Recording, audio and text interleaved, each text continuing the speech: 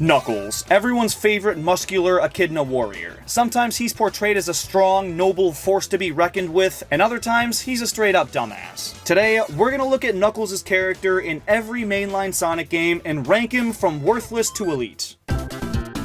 His debut isn't until Sonic 3, so he gone in 1, 2, and CD, but I'm grouping 3 with Sonic and Knuckles this time because it's how the game's intended to be played. This one's tricky because he's peak capable, but for most of the game, he's working for the wrong side. After Angel Island gets attacked, Knuckles encounters Eggman and he convinces him he's the good guy, and that Sonic and Tails are trying to steal the Master Emerald. So throughout the game, he's a pretty big thorn in the ass, but that doesn't mean he's necessarily useless. In fact, he's quite useful to Eggman, but after he realizes he was fighting for the wrong side, he helps Sonic and Tails reach Eggman's ship, but is too exhausted after that to do much else. Because of all of that, he gets manipulated but strong tier, which I made specifically for cases where he's useful, but in the wrong way.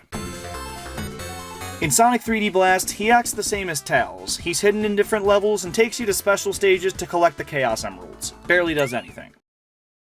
Philibot is a plastic recycling company that builds machines for filament extrusion. Special stages to collect the Chaos Emeralds. Barely does anything. Sonic Adventure kicks off similarly to Sonic 3, with Knuckles looking to protect the Master Emerald, Eggman telling him that Sonic's trying to steal it, the two fighting, Eggman getting what he wants, and leaving Sonic and Knuckles pissed off and working together. This time though, they join the same side much earlier in the game. Still though, it's almost the exact same setup and Knuckles falls for it twice. I mean, fool me once, but this time it just makes him look stupid. But even when he does team up with Sonic, he doesn't do much. He's mostly on a side quest trying to restore the Master Emerald, and lets Sonic do the whole saving the world thing by himself. We'll put him in manipulated but strong, because he's the whole reason Eggman got his hands on 2 of the emeralds, and he doesn't help stop him, but he's competent and does achieve his main goal of restoring the emerald, so I'll give him some credit. This is the first game where Knuckles plays a prominent role, and it's not helping Eggman at all. Him and Rouge have a standoff over who gets the Master Emerald, and when Eggman tries to snatch it while they're distracted, Knuckles breaks it into a million pieces and has to scour the earth and space to find them all. He did create the problem in the first place, but the Master Emerald is the only thing with the power to counteract that of all 7 Chaos Emeralds, so it's kind of vital Eggman didn't steal it, so I can justify his decision to smash it. However, when he does use it at the end of the game, it's in vain, because the actual Ultimate Life Form takes control of the space colony and keeps it on its collision course. Still though, he played a pretty big role and stepped up when he needed to, and I think that earns him an elite tier.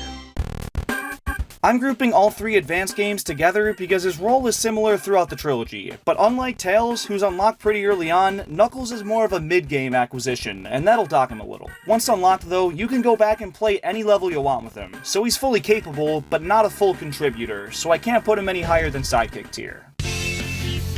Sonic Heroes makes characters playable in 3s. Sonic's the speedster, Tails can fly, and Knuckles is the brute. So this game has a billion different story routes and endings, and some runs completely omit Knuckles. When he is there though, he doesn't do much. He follows Shadow through a level or 2 and can be controlled by a second player. Not useless, but he barely does anything. Sonic Rush doesn't feature him much, but he is present in a couple cutscenes, where he's portrayed as pretty freaking useless. When he first meets Blaze and she's holding something shiny, he accuses her of stealing the Chaos Emeralds and gets mad, but when Blaze gets fed up with him, she crushes him under a pile of rocks like it's nothing. Then later on, when Sonic and Tails find him and he gets out, he's a pissed off hothead that smashes the pile of rocks and runs off. Honestly, he's borderline worthless, but clearing the rock pile did open a path to progress in the game, so he'll get barely does anything. This game really solidifies that moron reputation they gave Knuckles for the better part of a decade. When we first see him, he tosses this hologram thing to Sonic in the most unnecessarily cool way possible. And when Sonic gives it back, he fumbles it around and drops it. That's a weird detail for them to add. But looking beyond that, he does travel with Sonic and Tails through most of the story and is full-on playable in a section of Flame Core. Now, his gameplay is straight up booty cheeks, but he does help out a good bit, and I'll give him the Brawn tier. Maybe I'm being too nice. After Sonic 06, Knuckles fell into a bit of a hiatus. He's nowhere to be seen in Sonic Rush Adventure, Sonic Unleashed, Sonic Colors, or Sonic 4 Episodes 1 and 2. I guess he was off protecting the Master Emerald or trying to rizz up Rouge. And it's not until Sonic Generations when he makes another appearance. And spoiler alert, it's not a very good one. He attends Sonic's birthday party, gets sucked away by the Time Monster, and needs Sonic to save him, after which he insults him and does jack shit. Then at the end of the game, when they resume the celebration, he goes for another dig at Sonic, and Amy's just not having it and full-on Will Smiths his ass. Knuckles is a straight-up bitch in this game. Worthless. Sonic Lost World, once again, makes Knuckles kinda helpless. He throws all these petty insults at Sonic, like, oh, I would've done it quicker, or that's all you can do? Weak. And it's like, I get it, because they were once rivals, but him saying that type of shit in a game where he does nothing just annoys me. He's an incompetent goofball that Amy and these little animals do what they want with, once again making him absolutely worthless. Sonic Boom completely rebranded the Sonic series and gave the characters much more streamlined personalities, but no one was more flanderized than Knuckles. He's modern Patrick Star, an airhead that's really strong, and in the show he has some pretty funny moments, but we're talking about the atrocity that is Sonic Boom Rise of Lyric, where he's actually pretty useful again. He's fully playable alongside Sonic, Tails, and Amy, and he's without question the most broken character in the game, figuratively and literally. When you pause the game during his mid-air special, you can unpause, use it again, and essentially just infinite jump. This completely breaks the game, but gives him shaggy levels of power, so elite!